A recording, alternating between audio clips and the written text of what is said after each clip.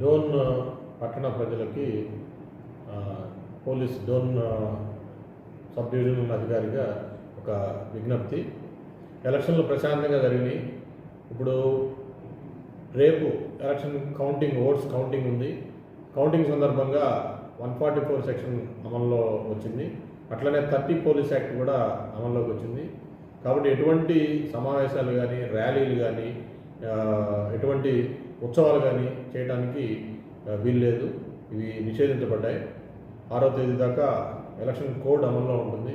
కాబట్టి election commissioner గారు ఇచ్చిన ఉత్తర్వుల మేరకు ఎటువంటి ర్యాలీలు కానీ, ఉత్సవాలు కానీ, లేదా డీజే సౌండ్ సిస్టమ్ కానీ, లేదా టపాసులు పేల్చడానికి కానీ, రంగులు జల్లుకోవడం కానీ అవన్నీ కూడా ఏమీ చేయడానికి లేదు. ఎలక్షన్ కౌంటింగ్ దగ్గరికి కూడా ఆర్జీఎంను శాంతిరామ్ ఫార్మసీ కాలేజీలో జరుగుతుంది, పాండ్యం దగ్గర.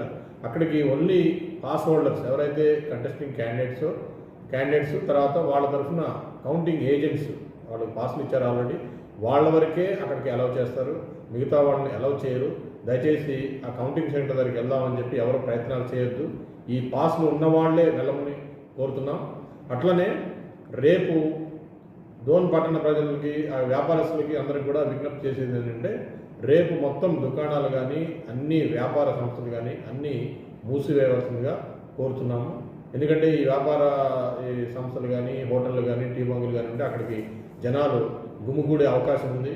తర్వాత రిజల్ట్స్ వచ్చిన తర్వాత ఈ లాండ్ ఆర్డర్ ప్రాబ్లం వస్తే ఇవన్నీ తెరిచి ఉంటే ఎవరు లాండ్ ఆర్డర్ బ్రేక్ చేసేవాళ్ళు, ఎవరు పని మీద వచ్చారనేది నిర్ధారించడం కష్టమవుతుంది. కాబట్టి రేపు ఒక్కరోజు పోలీసు వారితో సహకరించి డోన్ పట్టణ వ్యాపారస్తులు దయచేసి వాళ్ళ దుకాణాలు కానివ్వండి, హోటల్స్ కానివ్వండి, ఎటువంటి అన్ని వ్యాపార దీన్ని మూసివేయవలసిందిగా కోరుతున్నాం. అదేవిధంగా మేము మైక్లో కూడా ఈరోజు అనౌన్స్ చేస్తున్నాం. దయచేసి మా పట్టణ ప్రజలు సహకరించవలసిందిగా కోరుతున్నాం. ఎవరైనా చట్టాన్ని ఉల్లంఘిస్తే కఠినమైన చర్యలు తీసుకోబడతాయి.